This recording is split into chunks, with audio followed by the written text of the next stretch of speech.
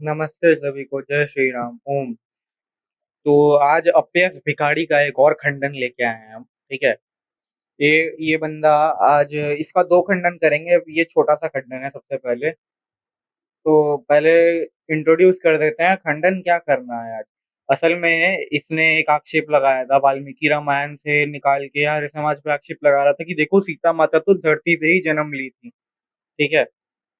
वो करने से पहले, उसका खंडन करने से पहले हम यहाँ वाला पहले खंडन कर देते हैं जो आज इसने कम्युनिटी पोस्ट डाली है, जिसमें ये अथर्ववेद कांड 9 सूक्त 4 मंत्र 14 पे आक्षेप लगाता है। इसको कुछ आता जाता नहीं है। ये पढ़ो यहाँ पे क्या लिखा हुआ है। यहाँ पे भाष्य देखिए, हिंदी में जो भाष्य है नीचे 14वें मंत्र का, गोदा सीनी सीनी वाली के भाग की है और त्वचा सूर्य को सूर्य की कहते हैं। पद उत्थात के हैं। ठीक है। ऐसा वह कहते हैं कि जिन्होंने ऋषभ की कल्पना की है। यहाँ पे कोई तुम्हारे गमपात्री करपात्री जैसा डबल मीनिंग बात नहीं है बुआ। अपना तथाकथित कूड़ा कबाड़ा पारंपरिक भाषा समझे हो क्या बुआ? हैं?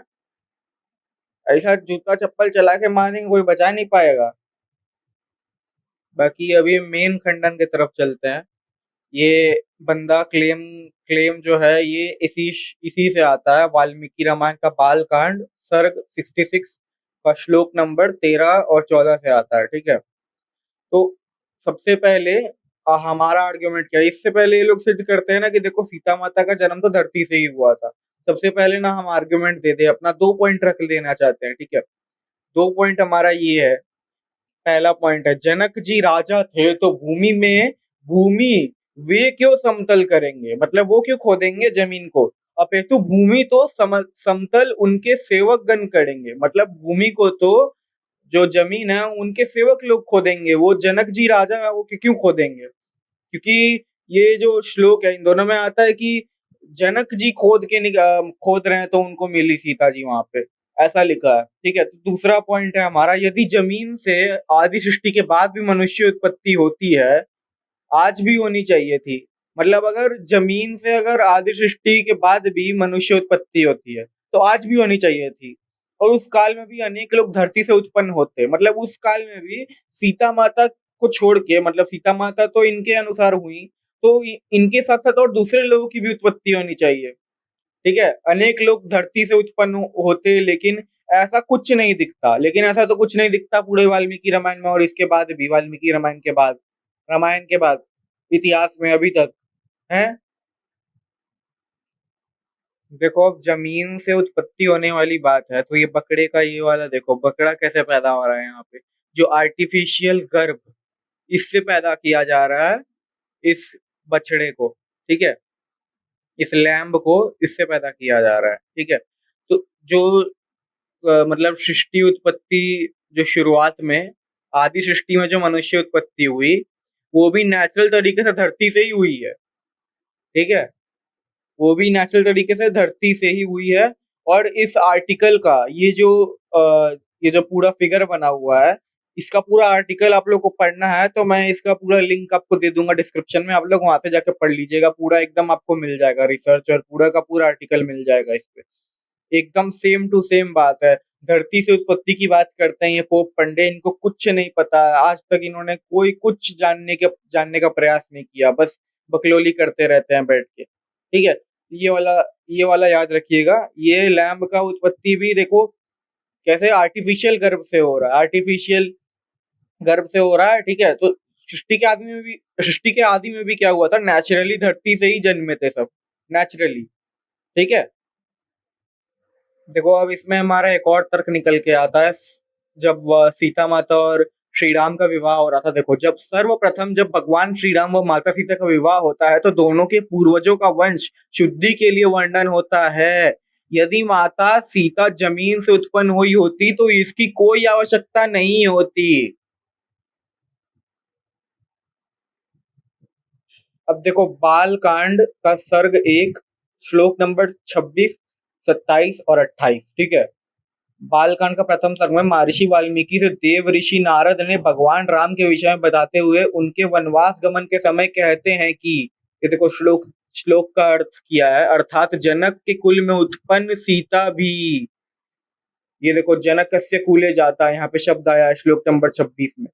जो देव माया के समान सुंदरी, समस्त शुभ लक्षणों से विभूषित, स्त्रियों में उत्तम, राम की प्राणों के समान प्रियतमा पत्नी तथा सदा ही पति का हित चाहने वाली थी। वह श्री राम के पीछे वैसे चली जैसे चंद्रमा के पीछे रोहिणी चलती है। उस समय पिता दशरथ और पूर्ववासी मनुष्यों ने दूर तक उनका अनुसरण किया। यहाँ सीता जी को जनकस्य कुले जाता, अर्थात जनक के कुल में उत्पन्न होने वाली कहा है। अब कोई कैसे कह सकता है कि सीता जी जनक की पुत्री नहीं, अपितु उन्हें भूमि भूमि समतल करते समय मिली थी, हैं? अब देखो, ये बालकांड सर्ग 66 के श्लोक नंबर 17 है, ठीक है। इसमें जनक जी ने सीता जी को सूता कहा है, सूता यानी पुत्री, ठीक है। सूता का अर्थ देखो इस हिंदी संस्कृत कोश से, यहाँ पे सूत का पहले अर्थ देखो, जन्म दिया गया, उत्पादित, पैदा किया गया, पुत्र, ठीक है। तो सूता का अर्थ पुत्री, जन्म दी गई, उत्पादित, पैदा की गई, ठीक है। ये दिमाग में बैठा लो पंडो।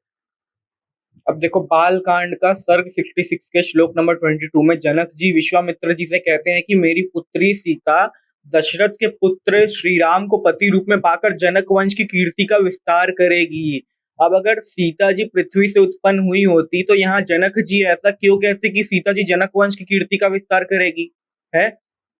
तथा इसमें वो इसके अगले अर्थात बाल कांड सर्ग 67 के 22 और 23 दोनों ही श्लोकों में जनक जी ने सीता जी को अपनी सूता कहा है, अतः सूता शब्द से भी उनकी पुत्री सिद्ध होती है। अब देखो, बाल कांड का सर्ग 68 के श्लोक 7 में जनक जी ने सीता जी को मामात्मजा कहा है तथा इसके अगले श्लोक में मम सूता कहा है, ठीक है। मम सूता, देखो यहाँ पे मम सूता शब्द आया है यहाँ पे भी, ठीक है। तथा इसी सर्ग के श्लोक 16 में दशरथ जी ने सीता जी को जनक की पुत्री कहा है, ठीक है। फिर ये बाल कांड सर्ग 69 के श्लोक 19 से भी सीता जी जनक की ही पुत्री सिद्ध होती है। फिर बाल कांड सर्ग 70 के श्लोक नंबर 45 से भी सीता जी जनक की पुत्री सिद्ध होती है। देखो, इसमें पढ़ लो, यहाँ पे सब दिया हुआ है, ठीक है। सर्ग 71 में श्लोक नंबर 21-22 में भी जनक जी ने सीता जी को मम सूता कहा है। एक और प्रमाण ले लो, सर्ग 73 के श्लोक नंबर 26 में भी जनक जी ने सीता जी को मम सूता कहा है। तो भैया अब क्या कहोगे इतने प्रमाणों के बाद, है? इतने प्रमाण दे दिए तुमको, अब ज्यादा भौंकोगे ना तो भैया जूता चप्पल के अलावा और कुछ नहीं डिजर्व करते तुम, ठीक है। अपने धैर्य से सुना। सभी को नमस्ते, सभी को धन्यवाद। ओम।